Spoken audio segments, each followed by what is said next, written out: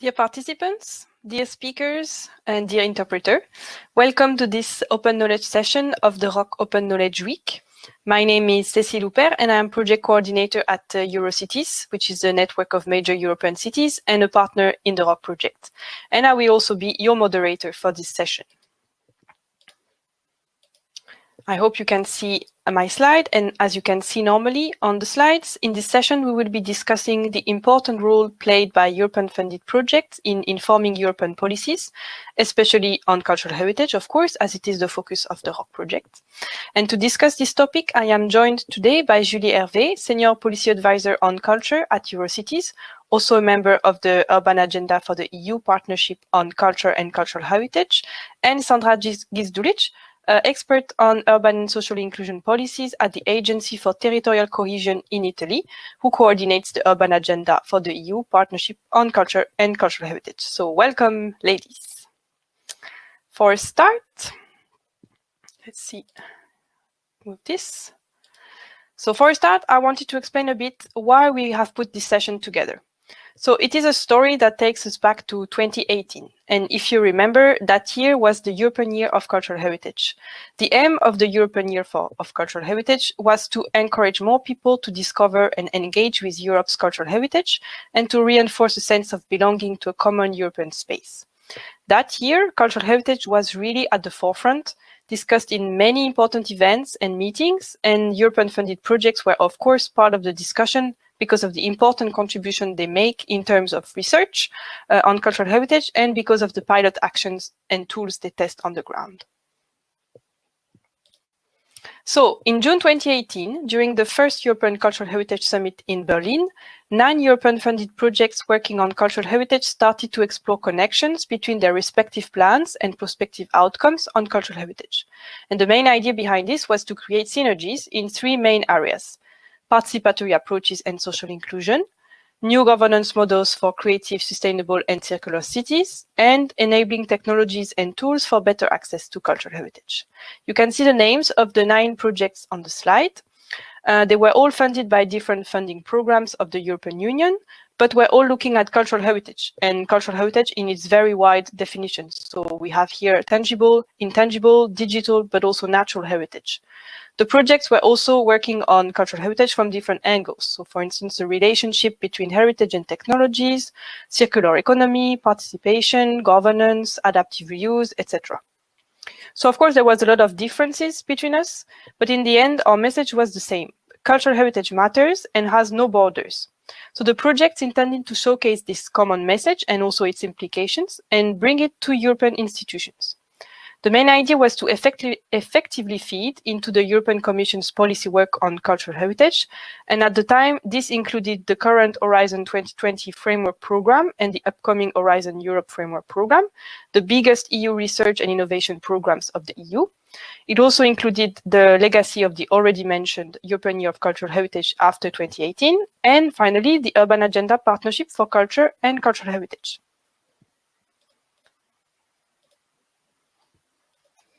Created in November 2018 under the Urban Agenda of the EU, the Partnership for Culture and Cultural Heritage has the objective of defining actions to improve the legislation, the financial capacity, and the data exchange for urban authorities at the EU level.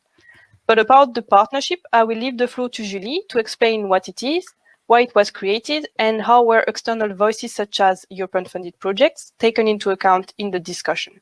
So Julie, the floor is yours.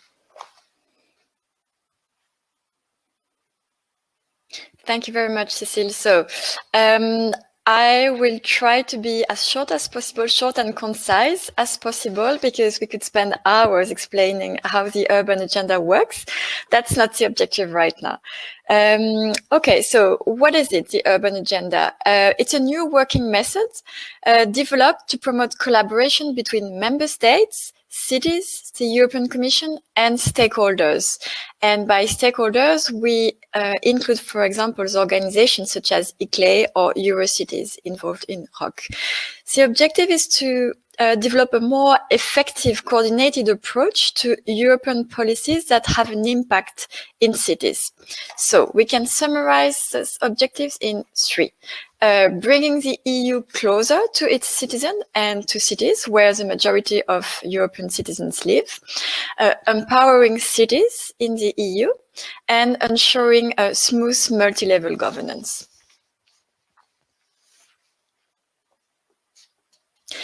Don't worry, I'm not expecting you to read in details the content of the slide, but I thought it might be useful to just illustrate what I'm going to say. So, in very short, the urban agenda is about boosting the role of cities for a stronger EU. As Cécile said, the whole urban agenda was launched in 2016, and it focuses on 3 pillars. The first one is better regulation at EU level. The second one is better funding, not new funding, but more making a better use of already existing funding opportunities. And the third one is better knowledge sharing. So how to ensure that knowledge and good practices are more easily shared between cities and also member states. How does it work, this EU urban agenda? Well, a series of what we call urban partnerships, so thematic partnerships, have been created on a various of urban issues, for example, on energy transition, air quality, housing. So they were created in 2016, and in 2 years later, the partnership on culture and cultural heritage was created. So it started working early 2019. It is co-led by 2 member states, so the Italian National Governmental Agency for Territorial Cohesion, and Sandra is representing it with us. And the second co-host is the German Federal Ministry of Communities and Buildings. On the slide, you can see all the partners of the culture and cultural heritage partnership. So they include EUROCITIES, ICLE, URBACT, a series of member states and of cities. And all those partners have been selected through an open call. So this was a very transparent process. So since 1.5 years now, all those partners have met, mostly online, to kind of go a little bit more in depth on and to try to identify the exact scope of its future work, because culture and cultural heritage, it's a huge topic. And of course, those partnerships exist for 3 or 4 years, and they have very little time to develop concrete actions. So through meetings and exchanges, the partnership identified 5 priority themes, including cultural tourism. So these are the ones that you see on the pillar, as the pillars of the monument on the slide. Cultural tourism, cultural and creative sector, the transformation, adaptive reuse of buildings and urban reconversion, resilience of heritage, culture for inclusive cities. And we also identified 2 horizontal foundations.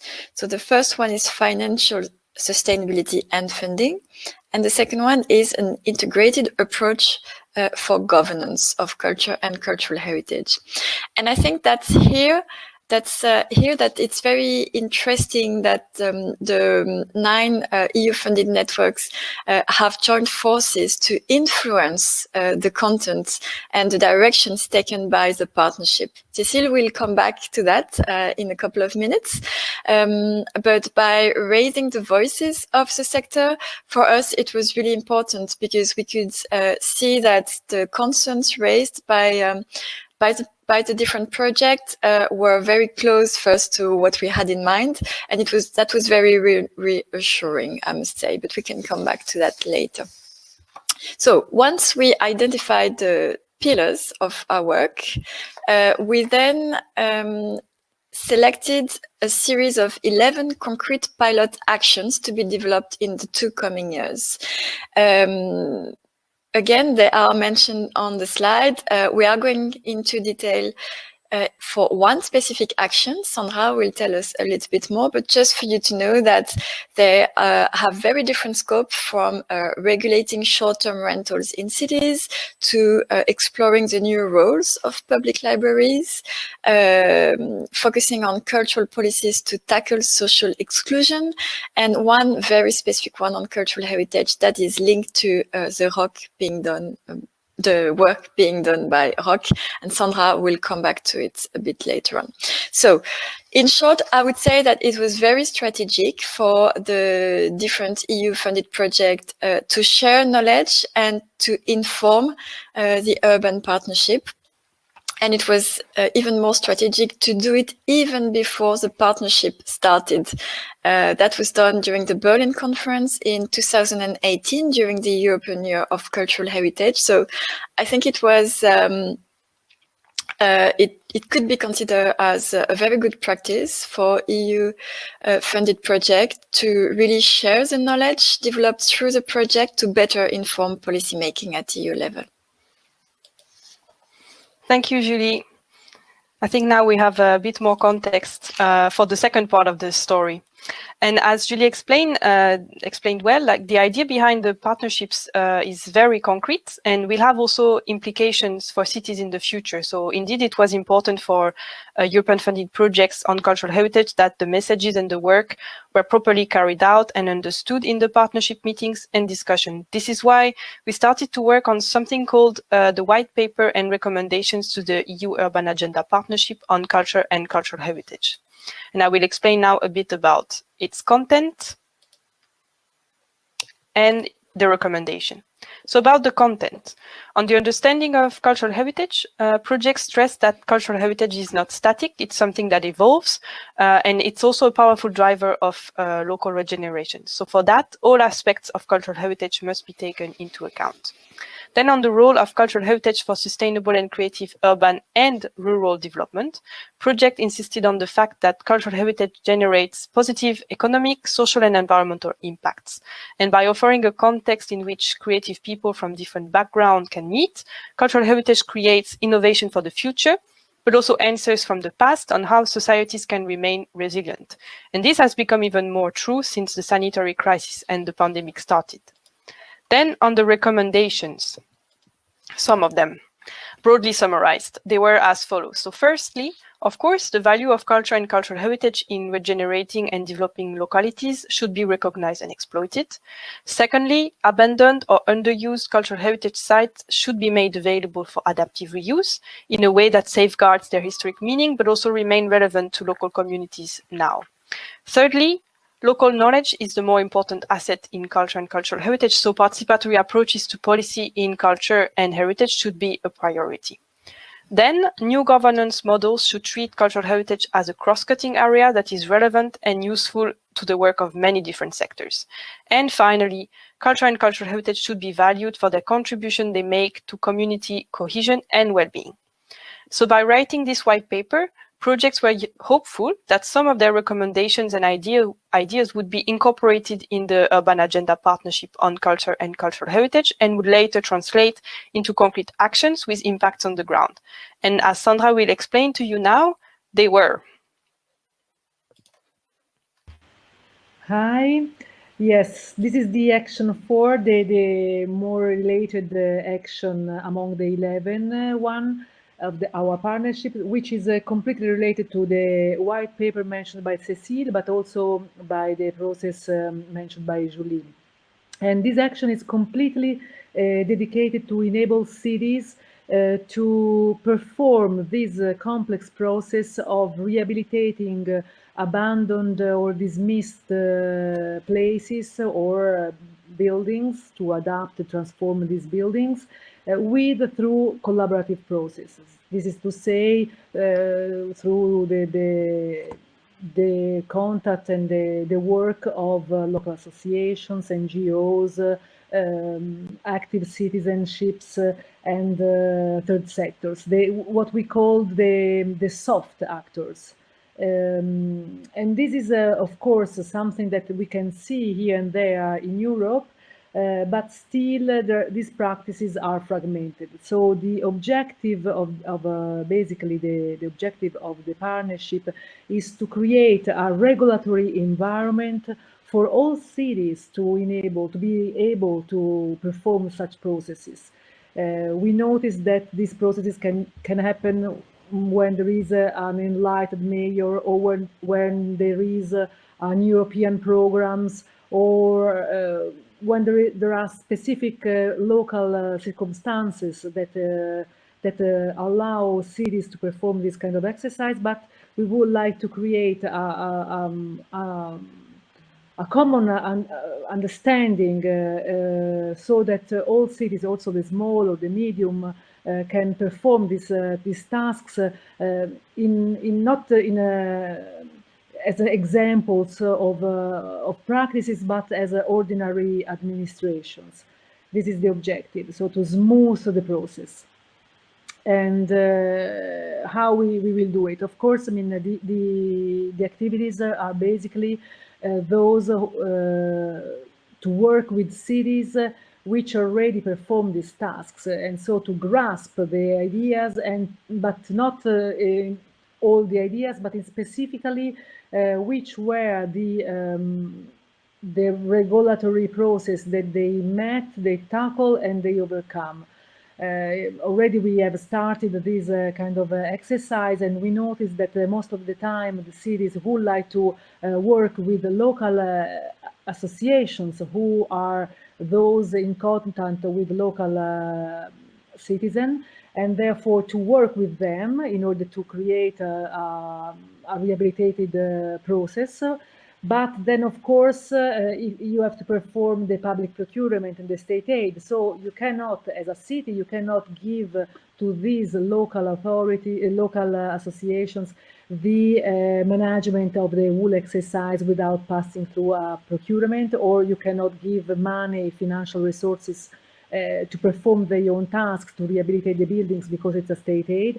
So we have to create an environment, a regulatory environment. It's a better regulation action in order to smooth this kind of process. And the idea here is basically to have two outputs. The first one is to create, thanks to the experience based on the practices implemented or ongoing, create a guideline, a model, an open source, of course, that everybody can change and adjust according to their own situations, but something that would enable all cities to try this kind of exercises.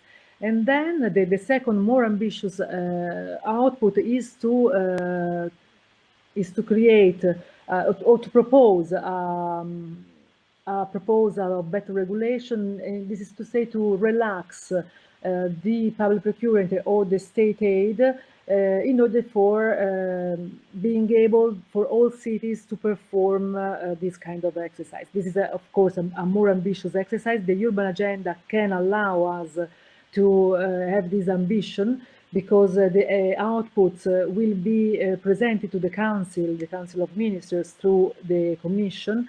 And so we can be able to do this. Of course, we will not know about the result if in case it will be taken into account our proposal, but we can also try to have this ambition.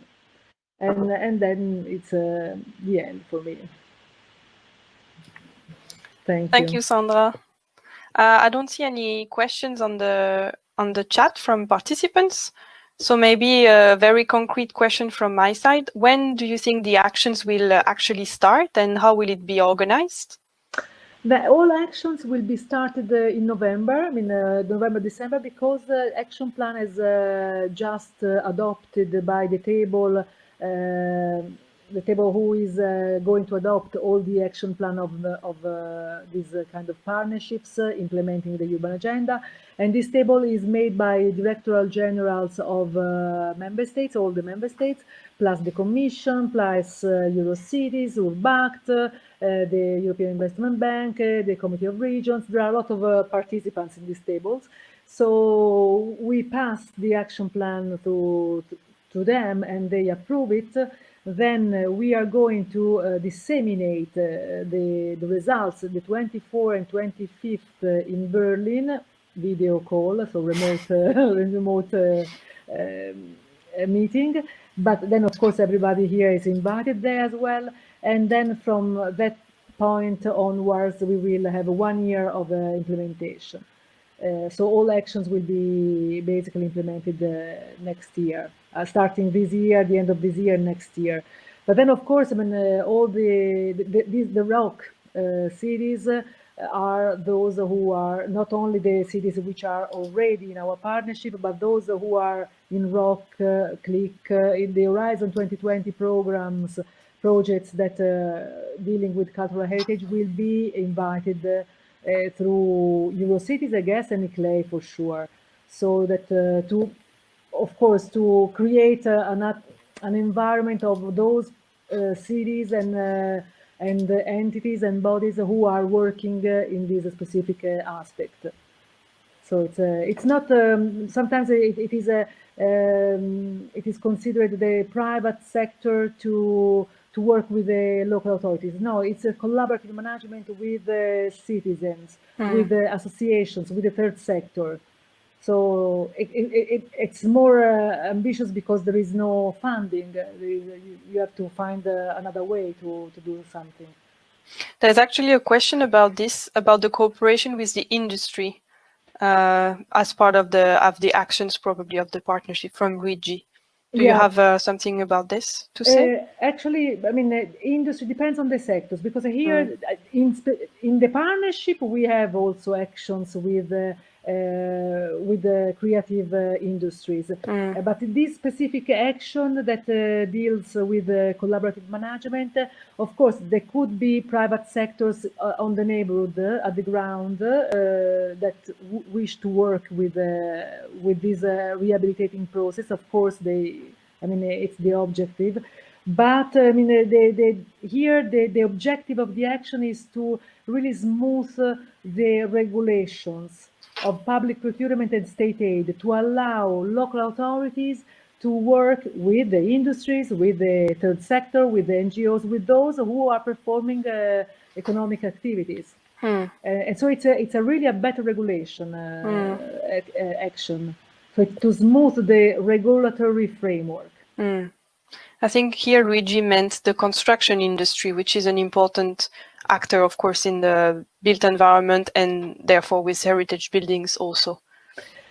In this specific case, this is something that it's involved in the procurement, because it goes with the procurement. If you procure, you want, I mean, it's inside the regulation, of course, and this it's not to smooth and to give. Of course, we cannot give. Or bypass the procurement. It's not this is the case. We don't want to bypass the procurement.